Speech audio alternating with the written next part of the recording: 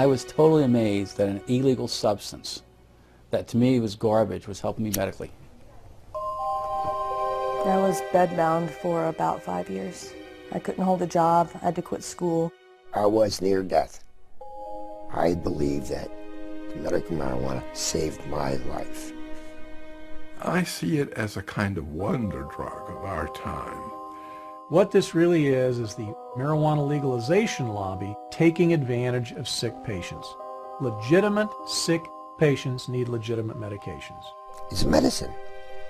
If it is a medicine, how come it is not regulated through medical fields? Never in my career did I find a chemical so ill-qualified to be defined as a pharmaceutical. I think the biggest problem is that you're talking about a highly impure substance. You get all this stuff that's floating around in marijuana. 488 substances, 66 cannabinoids. If you find a positive effect, then that justifies drilling down deeper and deeper to see where this positive effect is coming from. There's quite a bit of evidence that suggested that cannabis would be useful for a number of indications. Migraine and nausea and vomiting. Marijuana contains anti-inflammatory, antioxidant, and probably anti-cancer compounds. We found that cannabinoids can almost completely cure cancers in these mice. Do you think that there has been much of a conversation about the science? Not nearly enough. Not nearly enough. I think the political controversies have harmed the research side. You would think that our policies in this country should be driven by science, but I think for the most part they're not.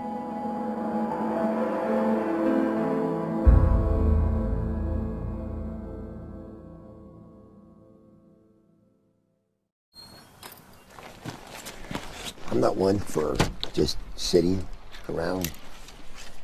I got to be out, and it's outdoor stuff. I'm not much for going to a gym to work out. My physical exercise, I have to be outdoors doing it. For Point Hatfield, the mountains and rivers of Montana have always been a certain kind of therapy. Running and river guiding in the summer and teaching backcountry skiing in the winter have helped him through life's many difficulties. But the greatest challenge of his life took the outdoors away from him. It was like 2 days after New Year's. It just dumped 2 feet of snow, and a group of us skied from Mammoth down to Gardner after work, and we went out for dinner. And when we were sitting having dinner, I just went like this, and there's a lump there. I had a radical neck discectomy. So they cut out this side of my neck. They took out the cleidosternomastus muscle and all the lymph nodes. But the cancer came back. 2 more tumors and another surgery later, it was clear Hatfield would have to endure chemotherapy and radiation. Chemo and radiation were horrible, literally horrible, because I was throwing up almost all day long, every day. I zapped every ounce of life I had in me, just about. I was just hanging on by a thread. Just like he used to, Hatfield turned to the outdoors for comfort, trying to ski a small hill in his backyard. So I got 2 runs of 2 turns in, and then that's all I could do, wipe me out. 2 days after that, I went cross-country skiing with my wife, and I was able to do about a mile. That's all I could do.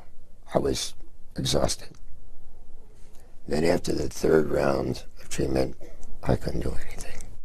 Hatfield's athletic frame melted from 160 pounds of muscle to barely 124 pounds. I used to have 15-inch arms, biceps.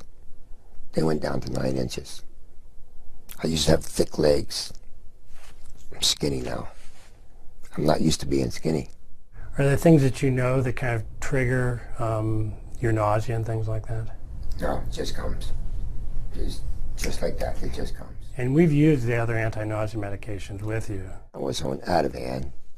I was on Zoloft. I think Zofran too. And there was a couple of steroids that I wore a patch with. I think there was a couple other drugs too that they tried. Dr. Jack Hensold is Hatfield's oncologist. He says these are common anti-nausea medications that work for most patients. We have very good anti-nausea medications now, and you know, I make a little bit of an advertisement for that right now. People don't get sick on chemotherapy as they used to because the standard anti-nausea medications are so good. But Point Hatfield wasn't one of those patients. They just did not work. Not at all? Not at all. Didn't alleviate anything. So what was the next step? Well, then Dr. Hensold asked me if I would be willing to try medical marijuana. I said, I'll try anything. We've had patients who've tolerated very well, and it's done some really good things for them. Even though Hatfield had his doctor's blessing, he still needed the green light from Wendy Gwenner, the hospital's oncology social worker. We had a fair number of patients who came out of the woodwork who probably were users anyway and said, well, gosh, I've got cancer. Can I get a card? And the answer is no, you can't. Gwenner carefully evaluated Hatfield's case, just like she does with every patient, before signing off on the medical marijuana recommendation. We have to be screening you and making sure that we've used appropriate medications as first-line treatment if our antiemetic medicines have not worked well, and we've gone through our cadre of medicines, then we would go to medical marijuana. After I got the medical marijuana, it just alleviated so much of that sick, pukey feeling, and alleviated the throwing up. Immediately? Immediately. Wow. Immediately. It's like it was a godsend. It was a wonderful thing. Because that throwing up all the time is not good. Right, right. I believe that the medical marijuana saved my life. I couldn't eat anything, couldn't swallow, and I just think it saved my life. 5 years after he was first diagnosed, Hatfield is cancer-free and enjoying Montana's beauty again. Nowadays, he says the beauty isn't the only thing he loves about this state. He loves the progressive voters who passed the state's compassionate use medical marijuana law in 2004, allowing patients like him the option of using a drug at the center of a growing controversy. There's a false stigma attached to it, and I'm doing this interview to help other people. Why not? It's our job to help other people. It's our responsibility. If we can do something for people, why not do it? If something can help somebody, why not let those people have that? Impassioned pleas from patients just like Hatfield have been the spark behind a nationwide movement to allow access to marijuana as a medicine. By the fall of 2010, 15 states had passed laws similar to Montana's. This is all in direct conflict with federal law. Since the 1970s, the U.S. government has considered marijuana a dangerous drug, one with a high potential for abuse and no accepted medical use. It's known as a Schedule I drug, the most restricted category. Marijuana shares its Schedule I status with drugs like heroin, ecstasy, and LSD. Drugs that have a high potential for abuse but do have an accepted medical value are placed on Schedule II. Some of the drugs currently on Schedule II are methamphetamine, cocaine, opium, and morphine.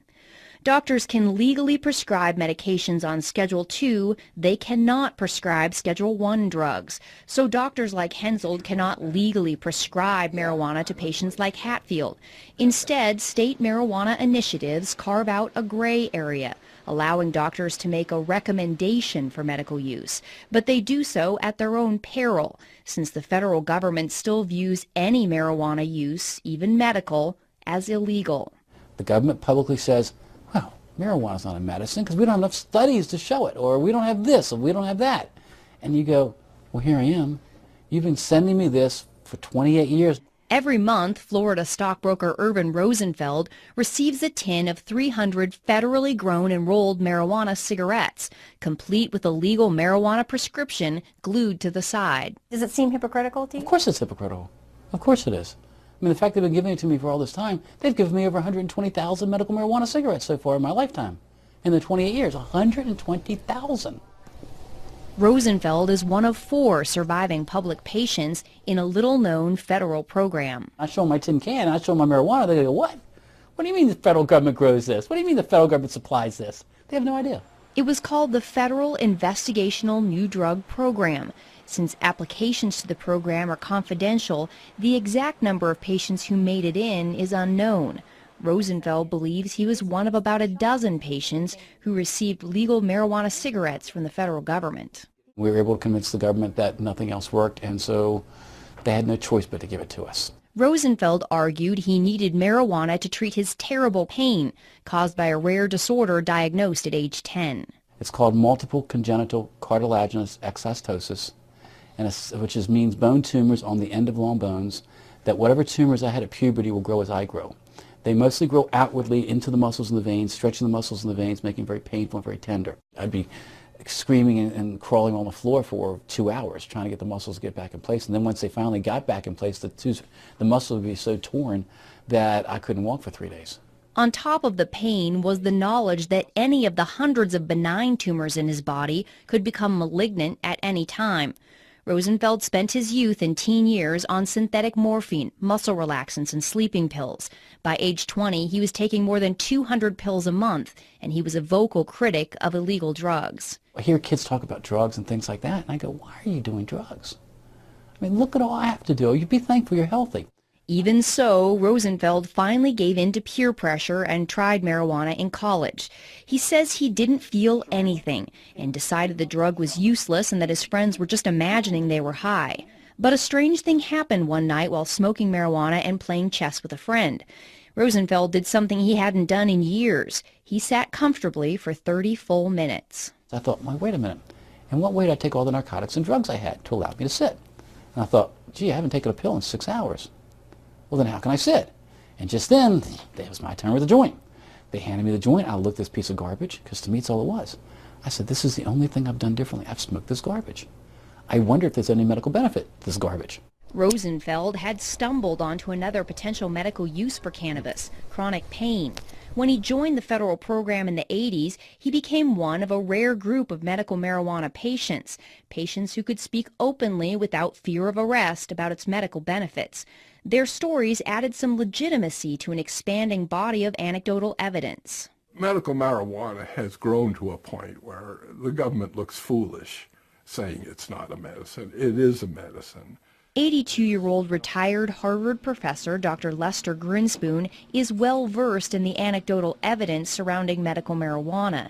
He's told Urban Rosenfeld's story along with many other patient stories in his book Marijuana, the Forbidden Medicine. His opinion of cannabis has come a long way since he first began investigating it as a young assistant professor of psychiatry at Harvard in the late 60s.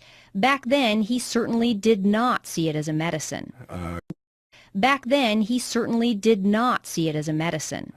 Could only see from my ivory tower that lots of people were using marijuana. I had a concern that marijuana was a terribly dangerous, I believed it, a terribly dangerous drug. And why wouldn't he?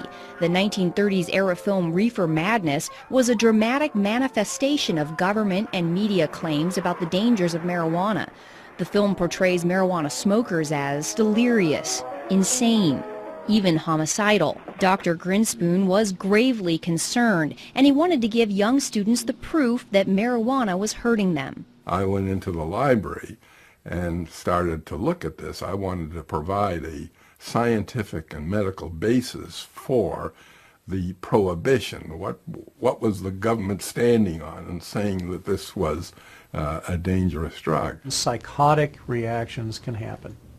Marijuana is now known to initiate depressive episodes, delusional episodes, manic episodes, and even psychotic episodes. Dr. Eric Voth is an internal medicine physician and an addiction and pain specialist in Topeka, Kansas. He's also the chairman of the Institute on Global Drug Policy and has advised former presidents Reagan, Bush Sr., Bush Jr., and Clinton on drug policy. A critic of medical marijuana, he says one of his biggest concerns is the risk of mental illness, especially schizophrenia. There are clearly patients where it kind of uncaps the psychosis. Schizophrenia is a form of a psychotic illness, and uncapping it in people who didn't know they had it. There have been episodes, again, of people who have sort of uncapped and continued schizophrenic that did not have it ahead of time. Indeed, research has shown a connection between marijuana use and schizophrenia. There is also great concern over marijuana use in teens and young adults because their brains are still developing. But it's still unclear whether marijuana causes mental illness or someone with a mental illness is more likely to use marijuana. As a psychiatrist, Dr. Grinspoon's expertise was in schizophrenia, and he strongly disagrees with critics who say marijuana may trigger the disease. I think that is absurd. If you just take the fact that schizophrenia, the frequency of schizophrenia is about 1% the world around.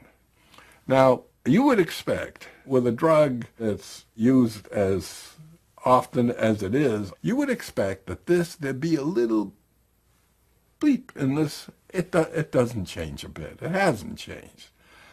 In fact, you can find as much literature about how cannabis is useful to schizophrenic patients as it's harmful. Dr. Grinspoon could not find evidence to back up the government and media reports that marijuana use leads to drug-induced violence,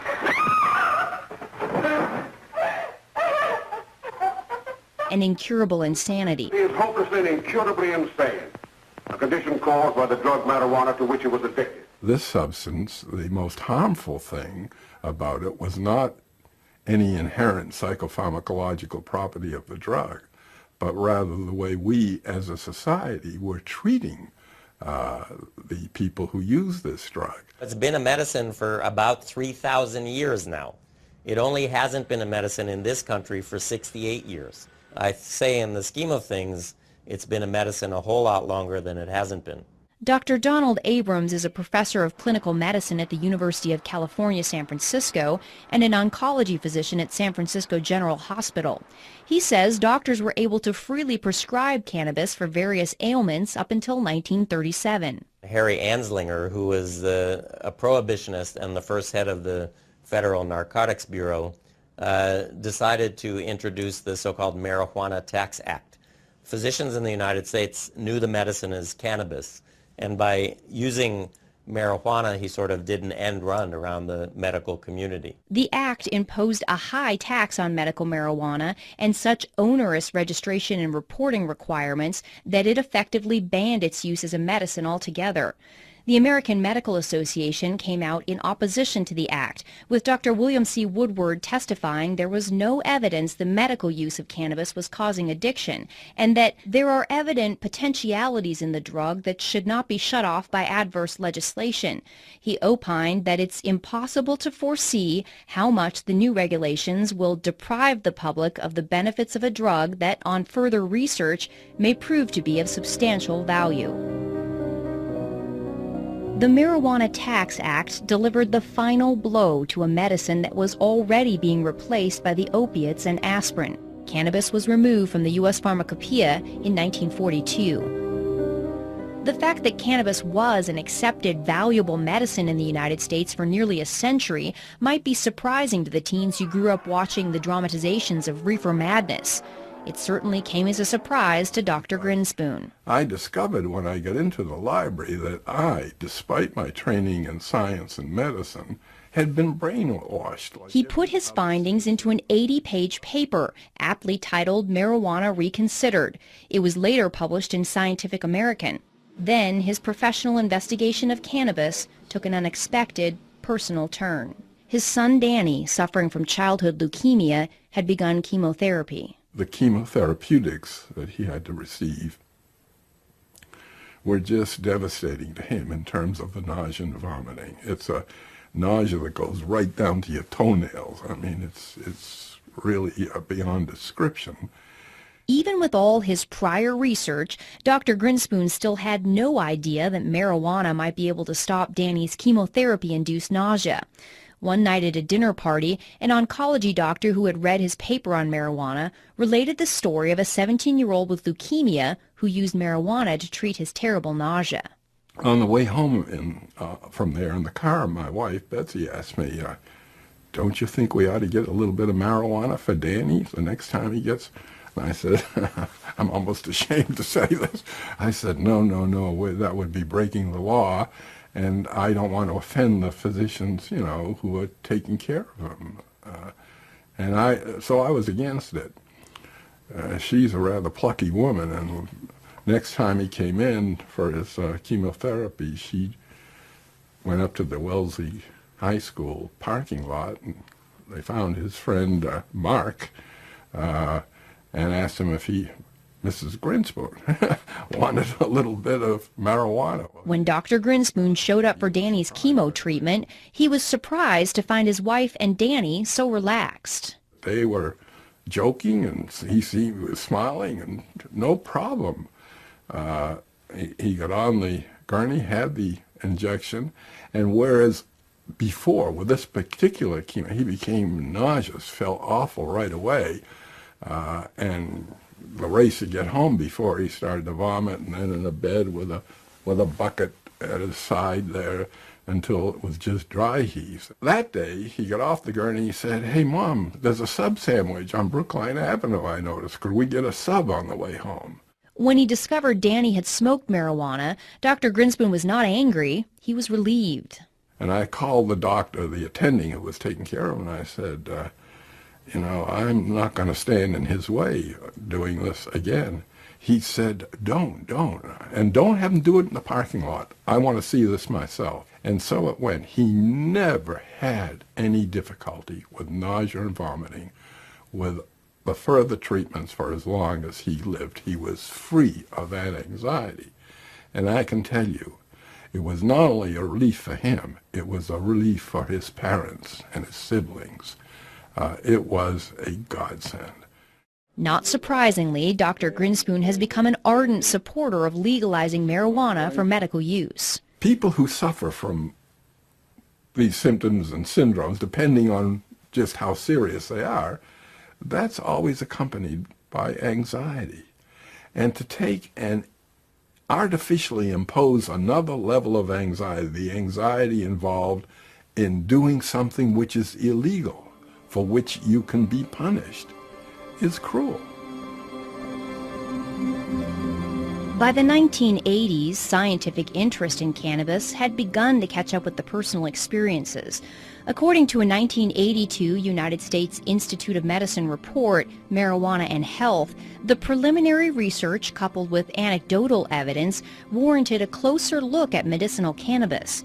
The report also found that marijuana attacks diseases and symptoms differently than other drugs. This offered the tantalizing possibility for drug companies to develop new, novel drugs out of the chemicals in the marijuana plant. The Institute of Medicine called for more research on these chemicals, known as cannabinoids. Even with this encouragement, research on cannabis failed to flower. There aren't many scientists or clinical investigators who are particularly interested in doing research in medical marijuana because it's such a hassle. Marijuana's Schedule I status means Dr. Abrams has to get approval from more than a half dozen regulatory bodies before he can start a cannabis medical trial. There are so many roadblocks that you have to go through. Marijuana is an illegal substance that I think a lot of investigators and even organizations just don't want to get involved in something that is so controversial. Dr. Igor Grant is a professor of psychiatry and the director of the California-based Center for Medicinal Cannabis Research. He says not only is the research bureaucratically difficult, it's expensive, and financial backers are hard to find. You know, an ordinary investigator just does not have the time or resources to do this kind of work. I mean, you really need, either federal or state funding or pharma funding, something to navigate this whole system. The center's research was funded by a $9 million grant from California taxpayers. The money allowed for a few legitimate small marijuana trials, including several done by Dr. Abrams, that confirmed what Rosenfeld was saying all along, that cannabis works on pain, especially pain that does not respond to opiates. All of them, to some extent or another, demonstrated that smoked marijuana is effective in this situation for which we really don't have very good treatments. I can say that the cannabinoids are almost certain to be useful in neuropathic pain based on the research that we've done. But even when researchers get significant results like this, Dr. Abrams says cannabis research can still be an academic dead end. When I submit it for publication, I have found what I perceive to be a publication bias, that people are not particularly interested in publishing data suggesting that marijuana might have some benefits. All of those things, I think, sort of dampen anybody's enthusiasm to take on medical marijuana research. And scientists are not getting much help from pharmaceutical companies either. No pharmaceutical company is interested in supporting, marijuana research. Because it's a naturally occurring substance out in the world, so you can't patent it per se.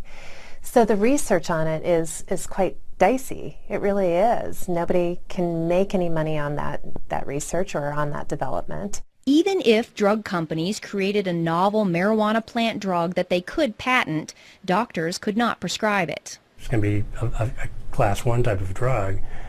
It's not going to be broadly used. And again, why do you want to spend a lot of time developing a drug that you can't really sell? Why would a pharmaceutical company want to get involved with something like that? I think until marijuana is rescheduled, large-scale research will probably not occur.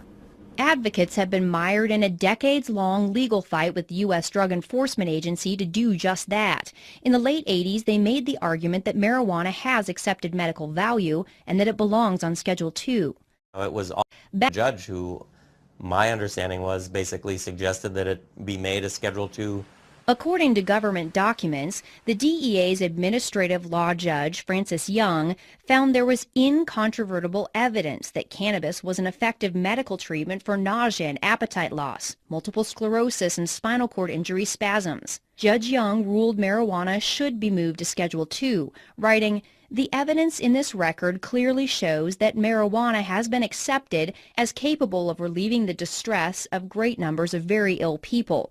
It would be unreasonable, arbitrary, and capricious for DEA to continue to stand between those sufferers and the benefits of this substance." For those who were concerned about marijuana's side effects, Young ruled that as a medicine under a doctor's supervision, marijuana in its natural form is one of the safest therapeutically active substances known to man. The DEA and other federal agencies disagreed. They overruled Judge Young's decision and kept marijuana on Schedule I. But the ruling did add to growing pressure on the U.S. government to go beyond its own compassionate use program and make marijuana legally available as a medicine. The answer? Provide a pill that can do what the plant does. For years, the government had been sponsoring and funding research to put the active ingredient in marijuana, THC, into a capsule form. Known as dronabinol or Marinol, the drug is a synthetic version of THC created in the laboratory. Since it did not come directly from the plant, the DEA placed it on Schedule II. They wanted to have an answer to people like me. There is a medicine out there that people can buy. They don't have to use herbal marijuana. Dr. Grinspoon says the problem is Marinol does not work as well as marijuana. You take people who have used both herbal marijuana, smoked it or ingested it, and Marinol or dronabinol. Every time, never an exception. Oh, I much prefer herbal marijuana. It was my experience when AIDS patients first started taking dronabinol back in 1992 that they didn't like it. The absorption when taken orally of THC is very variable and low. The gut only absorbs 12%, plus or minus a few percent depending on the individual. The problem with taking it through the gut, you have to wait for an hour and a half to 2 hours to know whether you're getting relief from the pain or the nausea or whatever it is you're trying to relieve. How does Marinol compare in all this? I was talking earlier. I mean, do you feel like it's as effective as the plant or no? No. I do not believe Marinol is as effective as marijuana or THC. And why do you say that? I've never really seen it work. We've added on, it's expensive, and I've never had a patient who seemed to get much benefit from it. We really haven't had very much success with patients with Marinol for any side effect management. So there's something that is lost in with the THC in that processing. Dr. Abrams says what's lost in the processing are all the other cannabinoids in the plant, some of which are known to mitigate the high associated with THC, making the patient feel more relaxed instead of anxious. There are 400 other compounds in the plant, including 70 other sort of lookalikes to delta-9 THC, and those are all there for a reason. They provide balance, if you will, the yin and the yang, and my opinion that you lose that balance when you remove the single most psychoactive component from the plant and use that as a pharmaceutical. I've used Marinol on some patients selectively. I've not had any problem with Marinol. Dr. Voth says while he's not overly impressed with Marinol, he would rather have patients take a pill. He says telling a patient to smoke an illegal plant is substandard medicine. I treat a lot of sick patients with all sorts of different pain and neuropathic disorders and cancer, etc. And I cannot think of one circumstance in 27 years of active practice that I've had to say, well, it's time for you to smoke dope. I just haven't. And that includes terminal patients and hospice patients. Anyone who says that, we have adequate treatments for all of the conditions for which marijuana is purported to have some effect, I don't think that is a correct statement. I think the fact is that we have a lot of difficult to treat conditions, and there may be a niche or a place for the cannabinoids with some of those conditions. Oncology social worker Wendy Gwenner agrees. She's personally seen patients who don't get adequate relief from the anti-nausea drugs. And when it comes to getting patients to eat, it is far and away the best medication that we have for chronic wasting and for increasing appetite in cancer patients. There's probably nothing that works as well for appetite stimulation that we have as marijuana. But Dr. Hensoldt says cannabis does have one side effect that certain patients don't like, namely the high. Most of the side effects I worry about with patients are really the euphoria and the altered sense of consciousness that people get, and whether they'll tolerate that or not. Generally, you'd consider a high as an adverse effect. So that adverse side effect for people who don't want to be high is really a problem. For other patients, though, the high could be part of the therapeutic effect. A 1999 U.S. Institute of Medicine report on marijuana found the drug's anti-anxiety and sedative effects could be a benefit. I can't convince myself that the psychoactive part doesn't play a part. If they feel good, that's terrific. But does feeling good lead to addiction? Absolutely. Marijuana is habituating, addictive, whatever you want to call it. Dr. Voth says marijuana has about the same addictive potential as alcohol. The 1999 government report found marijuana was slightly less addictive than alcohol, with 9% of all users experiencing addiction. And marijuana does not have the extreme physical withdrawal symptoms that alcohol and other drugs do. Potential for withdrawal is really minimal because the cannabinoids are stored in fat, so that if you stop using marijuana abruptly, it still leaches out from fat over a number of days, so you don't get a precipitous withdrawal. Regardless of the mild withdrawal symptoms, Dr. Voth believes marijuana's side effects and its addictive potential are just a few of the factors that make it unattractive for drug companies to research. I think it's very unlikely that marijuana will ever make it through the FDA. It's the fact that you're smoking dope, that you're smoking a plant. You're smoking something with 488 substances in it. So there's the rub. Schedule 1 is a side issue. It may chill things a little, but it's really that you're looking at smoking dope as a medication. Dr. Voth is not the only one concerned about smoking. The 1999 Institute of Medicine report says smoked marijuana is a crude THC delivery system that also delivers harmful substances. There's a lot of things that have hit the literature that have talked about head and neck tumors, for instance, oral tumors, lung cancers even. The Institute of Medicine found that marijuana smoke can deposit up to 4 times the amount of tar in the lungs of a cannabis smoker as a tobacco smoker. Studies have also shown that marijuana smoke contains higher concentrations of the same carcinogens found in cigarette smoke. While scientists are concerned these factors may lead to lung cancer, they still have not found definitive proof, and patient Point Hatfield says smoking is worth the risk. The thing about smoking the marijuana is it's immediate. You don't wait 20 minutes or half an hour or whatever. It's immediate. And for me, immediate relief was a blessing. When you smoke cannabis, by the way, the peak concentration in the bloodstream occurs in 2.5 minutes. When it goes through your lungs, it goes into the right side of the heart, into the left side of the heart, and then right up to the brain. Most people prefer the inhalation method because they can better titrate when the effect comes on, how long it lasts.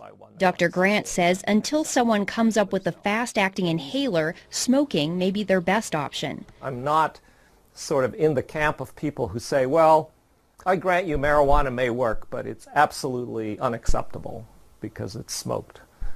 I don't think that's right. Do you worry about patients smoking?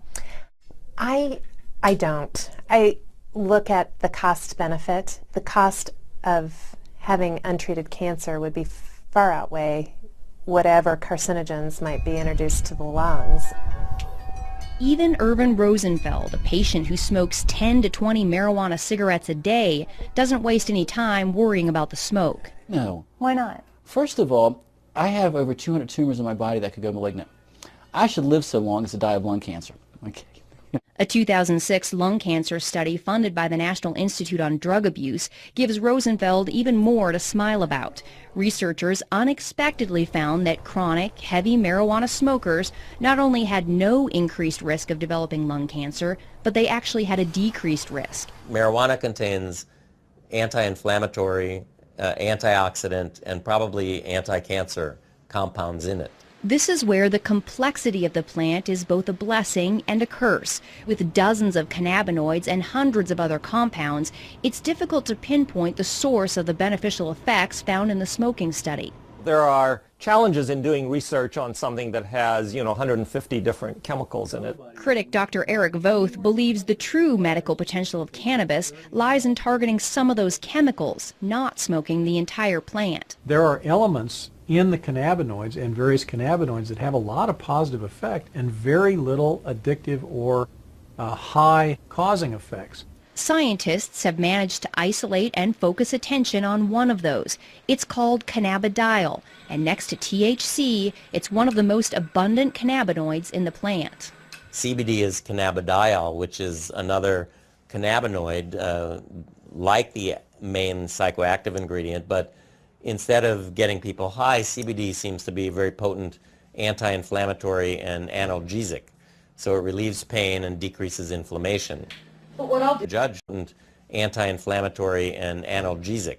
So it relieves pain and decreases inflammation. But what I'll do is I'll just kind of put the stove on low. I'll spoon out a little bit of the canna butter, about that much as a dose is worth for the night. And I'll put it into the pan and just let it melt down. CBDs seem to help my seizures. I'm not using it to get any psychological effects off of it. I'm just eating the butter raw with bread, so warmed up. And how often do you take that? Once a day, twice a day? At night right before bed. I used to be on approximately 14 different prescriptions, and I would still have up to 12 seizures a day. I used to have to take 2 handfuls of pills, no more. While this 27-year-old epilepsy patient is relieved to be taking medical marijuana, she's considerably more anxious about showing her face and has requested we conceal her identity. Why do you not want to show your face? I am not comfortable showing my face because of all the discrimination that has already happened. She says both she and her husband have lost jobs when she spoke openly about her use of marijuana as a medicine. But the fact of the matter is, somebody has to speak up or nobody will hear these stories. She chose to tell us her story in her artist's studio. Here she creates much happier works than she did even a few years ago, when her self-portraits plainly showed the toll epilepsy had taken since she was diagnosed at 15. I've taken pretty much every anti-epileptic on the market, and some with a little bit more success than others. Some of the medicines I was on had nothing to do with epilepsy, and the doctors put me on them to help me sleep or to help with my anxiety issues. The seizures were so bad I needed to be sedated heavily to sleep. The depression gets worse the more you're sedated.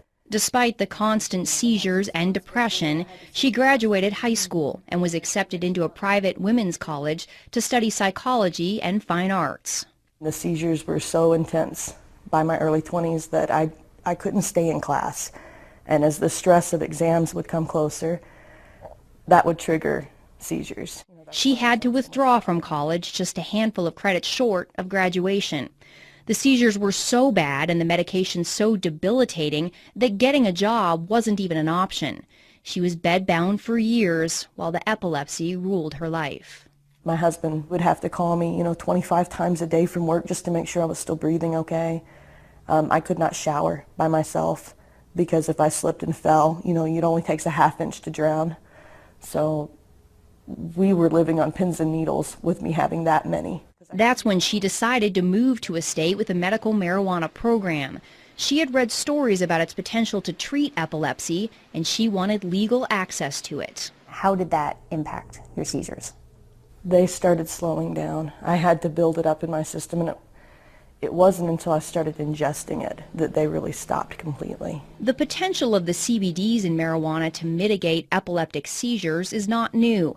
Scientists who put together the 1982 U.S. Institute of Medicine report found substantial evidence from animal studies to indicate that cannabinoids are effective in blocking seizures and that there is strong support for further investigation into the utility of CBD in human epilepsy.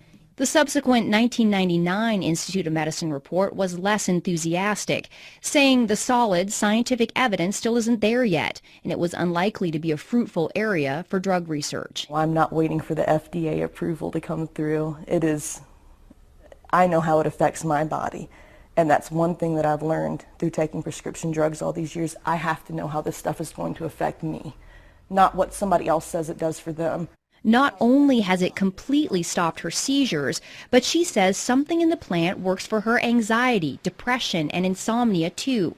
So she sees the scientifically undesirable cornucopia of substances in the plant as a benefit, not a detriment. The fact is it works. It works better than anything I've ever tried, any pill I've ever taken. The cannabinoids have multiple actions. It's not just on pain, or in her case maybe anti-epileptic action, but for many people, they have a sedative and anti-anxiety effect and so forth. I'm a cancer doctor, and I often suggest to my patients that they consider marijuana for their loss of appetite, nausea, pain, depression, and insomnia. It's one medicine they could use instead of 5. Critics of medical marijuana are highly skeptical of claims it can treat just about everything. How is it possible that one plant has the potential to treat so many different ailments? Intriguing answers started appearing in the early 90s when researchers pinpointed receptors in the brain and the body that bind with the cannabinoids. Receptors can be described as locks on the surface of a cell, and when the correct key binds with the correct lock or receptor, it opens the door and delivers messages. Sometimes the message is that the body is feeling pain. Other times the message may be that there's an invader and the immune system must attack. Scientists located 2 receptors, cannabinoid receptors, one called the CB1 receptor, mainly in the brain, and the other is the CB2 receptor, which is mainly in cells of the immune system. The CB1 receptors are extremely abundant in the brain, but they're also found all over the body in the major organs, the heart, the liver, kidneys, and pancreas. After finding all these locks that accepted the cannabis key, researchers made the next big discovery. The human body makes its own cannabinoids, called endocannabinoids. We have this whole elaborate system where we have these receptors in our brain and in our immune system, and these circulating chemicals that we produce ourselves that really are very, very similar to the chemicals in the marijuana plant. The only difference is that the endocannabinoids that we produce are in such small quantities and they're also rapidly degraded, so that therefore we are not high all the time, or we don't have that feeling of euphoria all the time. Dr. Prakash Nayagarkatti is a professor of pathology and microbiology at the University of South Carolina. For the last decade, he's been doing research on what's become known as the human endocannabinoid system. The precise functions of the endocannabinoid system is it's still being understood, actually. The discovery of the system, however, is already revealing clues that have bolstered the personal stories of relief. The areas of the brain that control nausea and vomiting, chronic pain, and epileptic seizures all have cannabinoid receptors. What do these things do? Well, in the brain and the nervous system, the cannabinoid system seems to exert kind of a dampening effect. It's kind of an internal, I like to think of it as a neurological shock absorber. And when they looked in other animals, they found these receptors were present in basically all animal species.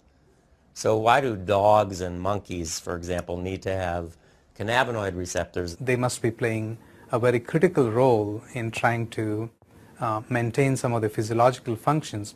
The whole development of the fact that there are cannabinoid receptors in endocannabinoids has really given drug companies and pharmaceutical investigators a lot of opportunity to try to manipulate the body's own cannabinoid system. That's because now they can create synthetic drugs that target the receptors instead of taking chemicals from the plant.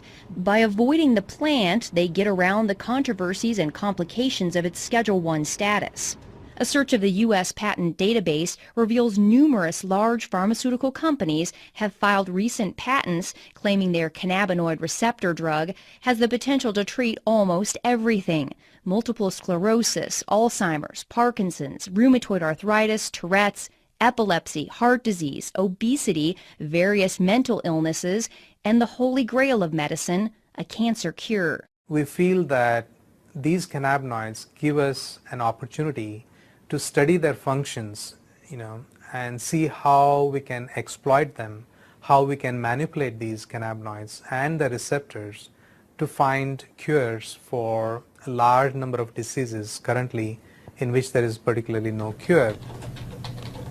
As an immunologist, Dr. Nayagarkatti and his researchers at the University of South Carolina are exploring the impact cannabinoids and the CB2 receptors have on the human immune system.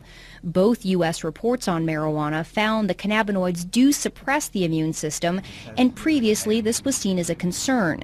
But Dr. Nayagarkatti believes tamping down the immune system could be a good thing. Is a concern, but Dr. Nayagarkatti believes tamping down the immune system could be a good thing.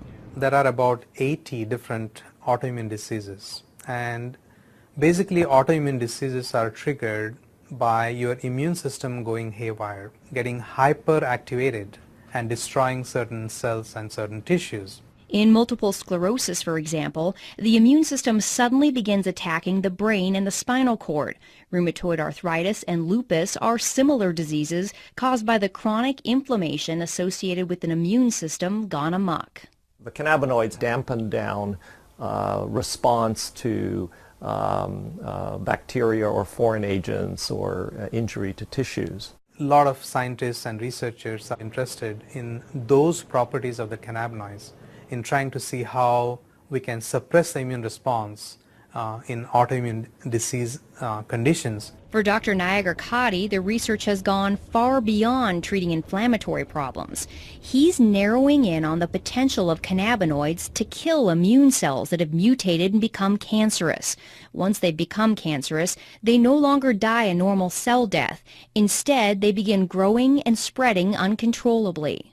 We were one of the first labs to demonstrate basically that not only the immune cells, the normal immune cells express these cannabinoid receptors called the CB2 receptors, but also that when these immune cells get transformed and they become cancer, to our surprise we found that these cancer cells continue to express these CB2 receptors.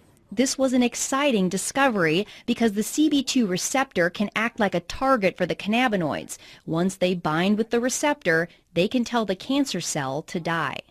So basically telling the cells basically to commit suicide, and that's what they do. And we demonstrated that that would be the mechanism by which the cannabinoids can kill the cancer, and therefore it can be used effectively as an anti-cancer agent. Dr. Nagar-Katti and his researchers were able to eradicate almost 100% of the cancer in test tubes. But they were skeptical they would see similar results when they moved on to tumors in mice. To our surprise, we found that almost 25 to 30% of the mice completely rejected the tumor. They were completely cured.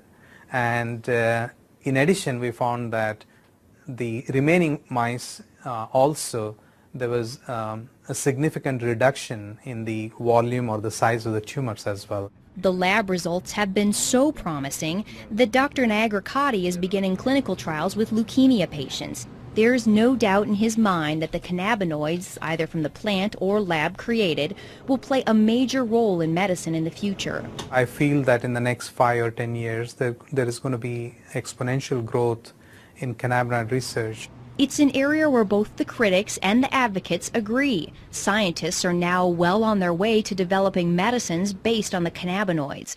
It begs the question, however, will modern medicine eventually make the marijuana plant obsolete? No, it will not. In fact, it will only enhance it. Okay, because now it's more proof that the plant really does work. Okay, and instead of spending $600 a month on buying the pharmaceutical drug, I can grow my own plants. I don't want them to ever take the choice away, because I don't know how long it's going to be before they really find out exactly what is working for me or for others. And right now, having the raw plant available is the best solution, because you have all of it there. You don't have just what they've isolated, just what they've decided is important now. Let's keep it in the corridors of science. Let's keep it in the FDA.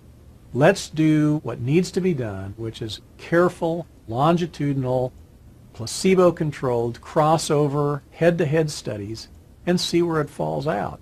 But let's deliver what's really medicine. That is the individual cannabinoids.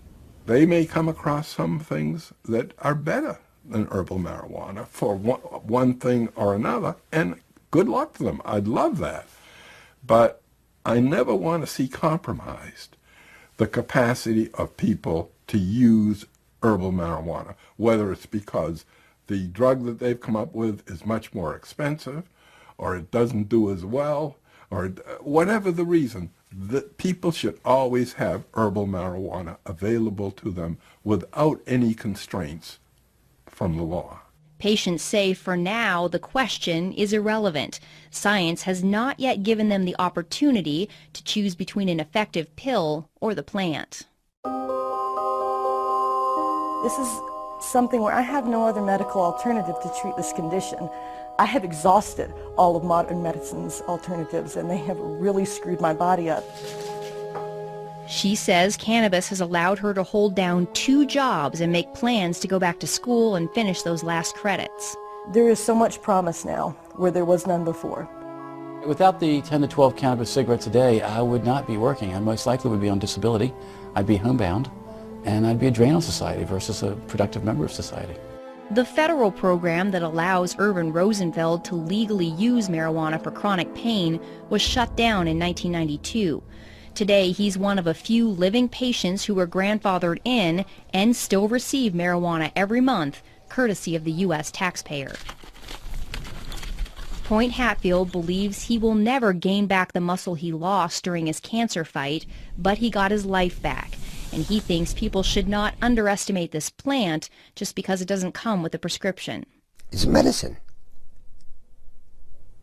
It's medicine just like aspirin is, or Zoloft, Ativan. It's a medicine. Marijuana is here to stay. It is certainly here to stay as a medicine. Dr. Grinspoon says the social stigma surrounding marijuana has damaged the medical research for too long.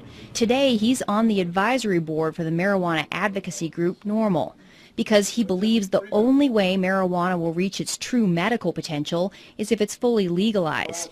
He's felt this way since the 70s, when he predicted the medical promise of cannabis would lead to a repeal of the prohibition in less than a decade. For years, I waited for my prophecy to come true. And I despaired that I would never see it in my lifetime. And I'm 82 and I have cancer now, so I'm not sure I will, but at least I'm seeing, this boat was dead in the water for all the years I was running around testifying, so forth. Nothing. And now, since medical marijuana, wow, are we making progress. Well, you're going straight to the heart of the issue, which really is the medical excuse movement is a means to get the camel's nose under the tent. The folks that are pushing the medical excuse movement really come from the medical legalization movement. I think it's not helpful to brand people's motivations. It may be the case that there are some people out there who really are trying to legalize marijuana under the cloak of medicine. I don't happen to be one of them. I'm more interested in seeing if there is a medical indication here, and if there is, I think it is a social responsibility to provide that for people who are suffering. The scientists are not here to make like policy decisions, but our goal is to find out the truth. To that end, the American Medical Association and the American College of Physicians have taken positions that marijuana should be moved off of Schedule I to make research on the cannabinoids easier. We who are involved in the science sort of wish that science would become more of a dominant driver in the messaging, as opposed to politics, religion, and ignorance and fear. I like to say it's time to have more light than heat on the subject, and clear away the smoke here. When you strip away the smoke of the social and political issues, one thing is clear. After decades of controversy, conjecture, and limited research, we have arrived at last in the realm of science. We know more about the secrets of this complex plant than at any other time in history. The only question now is where that knowledge will take us.